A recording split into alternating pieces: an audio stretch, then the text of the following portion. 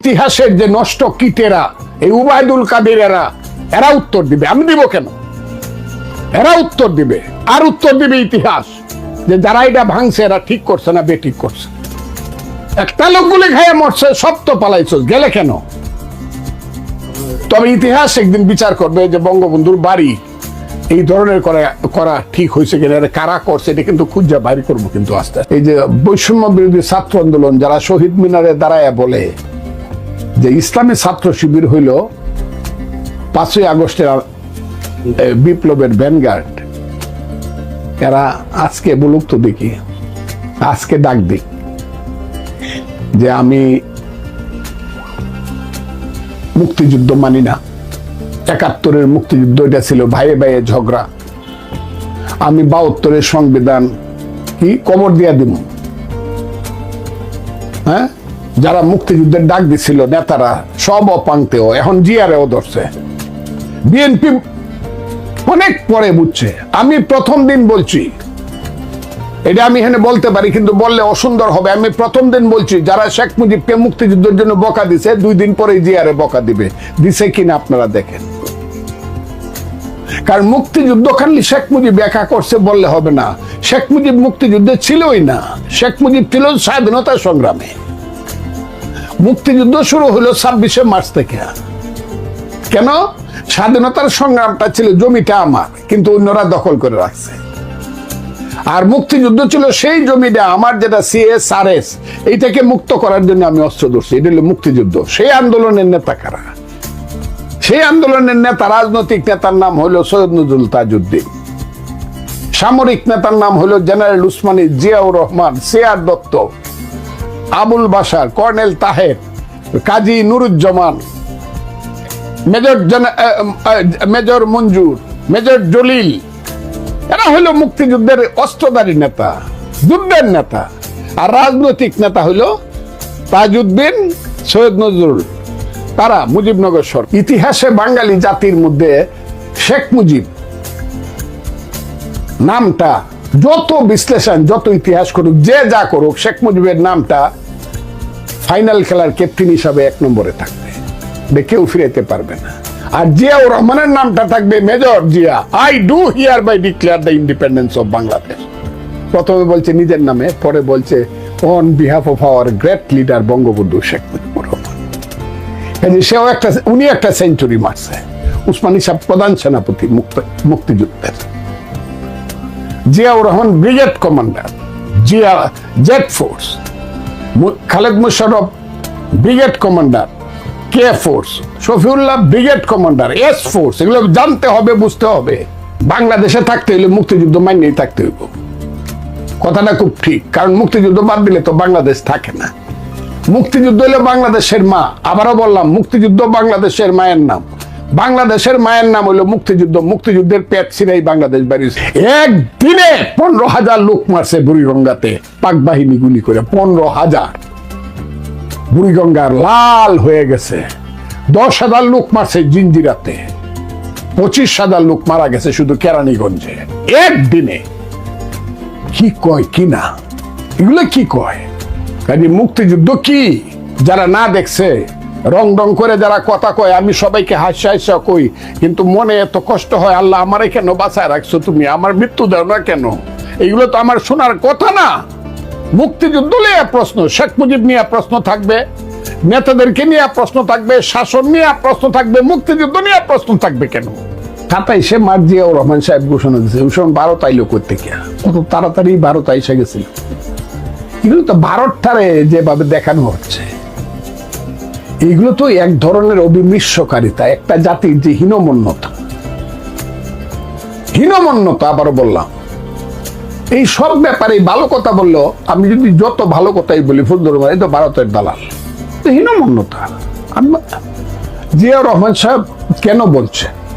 এই বইগুলা পড়ে তখনকার সময়ে আবুল কাসেম সন্দীপ সহ, ডাক্তার মুশফিক সহ যত মানুষ রেডিও সেন্টারে ছিল, কালুরঘাট বেতার কেন্দ্রে ছিল, তাদের সবার বইগুলা পড়েন। সবাই তো বই লেখা চলে গেছে। এই যে ভদ্র মহিলা ছিল কিছুদিন আগে মারা গেলেন, মুস্তারি শফি, উনার বইগুলা পড়েন না, পড়লেই তো হবে। সবই ভুল বলছে আর সত্য বলতেছে শুধু রাজাকার রায় নাকি? আবুল কাসেম সন্দীপ তো রেডিও সেন্টারের মূল ব্যক্তি ছিল মেকানিক্স, উনি তো বলছে আরে আসেন তো দেখি, আরো আসিল, আমি নামগুলো এই মুহূর্তে স্মরণ করে আমি সব বলতে পারবো। জিয়াউর রহমানকে বলছে আপনি, আমরা তো মাইনর সবাই স্বাধীনতার কথা কইলাম, আপনি তো এখানে মেজর, আপনি বলেন। তখন জিয়াউর রহমান সাহেব প্রথমে নিজের নামে ঘোষণা করছে, তারপরে এরা বললো যে আপনি তো নিজের নামে ঘোষণা করলে জিনিসটা হয় কি, আপনার পিছনে তো কোনো নাই, এন্ডোর্সমেন্ট নাই অফ দ্য পিপল। এন্ডোর্সমেন্ট কার আছে? এটা শেখ মুজিবুর রহমানের আছে। জিয়াউর রহমান সাহেব তো জানে যে এটাই তো সত্য। আমি সব কথার মধ্যে আমি আপনাকে একটা কথা বলবো, এই যে ভার্সন, যেটা এই টোটাল ভার্সনটা হলো এন্টি বাংলাদেশ যারা, এন্টি মুক্তিযুদ্ধ যারা, এদের ভার্সন। এই বাঙালির মুক্তিযুদ্ধ হলো 1000 বছরের শ্রেষ্ঠ সম্পদ, বাঙালির 1000 বছরের শ্রেষ্ঠ গৌরব। এইটা যে কি বলবো আমি আর বেশি বললাম না, যে স্বাধীনতা বিরোধী আলবদর রাজাকাররা যে এটাকে ছোট করার জন্য এইসব কথা প্রচার করে, শেখ মুজিবুর রহমান, আরে তোদের 14 পুরুষের ক্ষমতা আছে নাকি? শেখ মুজিবুর দেশে আইসা আসলো 10ই জানুয়ারি, আর 17ই মার্চে সমস্ত আর্মি ভারতের বিদায় করে, তোদের 14 পুরুষের ক্ষমতা আছে। রাজাকারের বাচ্চাদের শেখ মুজিব করে ভারতের কাছে দেশ বিক্রি করে দিছে, ভারত করে দিয়ে, তাহলে ইন্দিরা গান্ধীকে কেন বলছে আপনি সৈন্য নিয়ে যান আমার দেশ থেকে, মাত্র 1.5 মাসের মধ্যে? কাজে এই জিনিসগুলো, এইগুলো আমি উত্তর দিতে চাই, খুব খুব তিক্ত লাগে, খুব খারাপ লাগে। কারণ রাজাকারের বাচ্চারা, তাদের বাপ চাচারা পরাজিত হয়েছে, এদেরকে কুত্তার মতো মারছে মুক্তিযোদ্ধারা, এরা এই গ্লানিটা বলতে না পারে মুক্তিযুদ্ধের বিরুদ্ধে কথা বলে। তারা হাসিনার বিরুদ্ধে কথা বলুক, আমি 100 বার এদেরকে সমর্থন করবো। 15 বছরের হাসিনার শাসন, আওয়ামী লীগের দুঃশাসনের কথা বলুক, আমি 100 বার এদেরকে সমর্থন করবো। কিন্তু মুক্তিযুদ্ধকে যারা কলুষিত করতে চায়, তাদেরকে আমার চোখের সামনে ভাসা উঠে সেই চেহারাগুলো। আলবদররা যারা মুনির চৌধুরীকে গুলি করে হত্যা করছে, আলবদররা যারা শহীদুল্লাহ কায়সারকে গুলি করে, ডাক্তার আলিম চৌধুরীদের মতো লোকজনকে গুলি করে হত্যা, এদের চেহারাগুলা বাইসা উঠে। সিরাজুল আলম খান 62 সন থেকে যে ছাত্রদেরকে নিয়ে আস্তে আস্তে ধীরে ধীরে শুরু করছে, পাঞ্জাব না বাংলা, বাংলা বাংলা, পিন্ডি না ঢাকা, ঢাকা ঢাকা, হ্যাঁ, পাকিস্তান চাও না বাঙালি জাতির রাষ্ট্র চাও। এই যে বাঙালির জাতি রাষ্ট্র, এখন আর জাতি রাষ্ট্র বলে না কেউ, আমরাও বলতে চাই না, এটা সবার রাষ্ট্র। সিরাজুল আলম খান সেই জায়গাটা, ওই আমার এই আঙ্গুলের রক্ত কাইটা সিরাজুল আলম খানের কাছে আমি মুক্তিযোদ্ধা হয়েছি।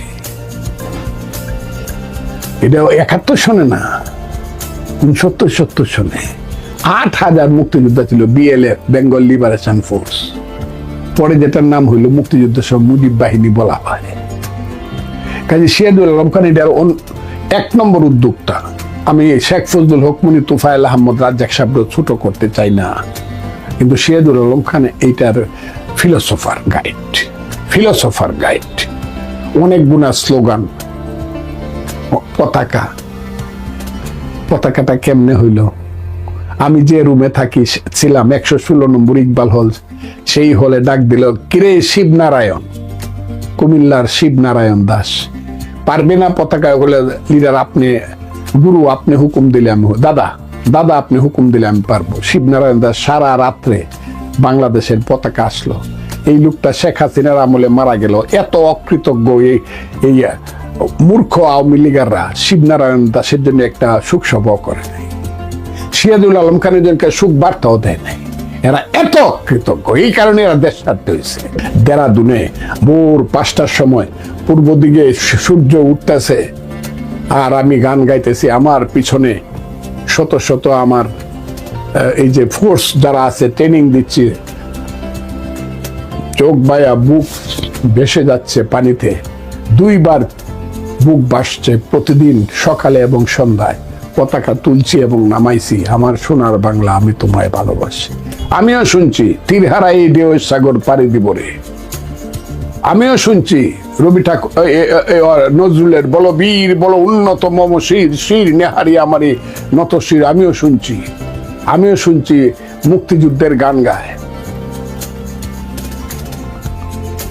মুক্তিযুদ্ধের পথে মানুষকে ডাকছে। কিন্তু এরা হলো সদ্য বেশধারী মুনাফেক।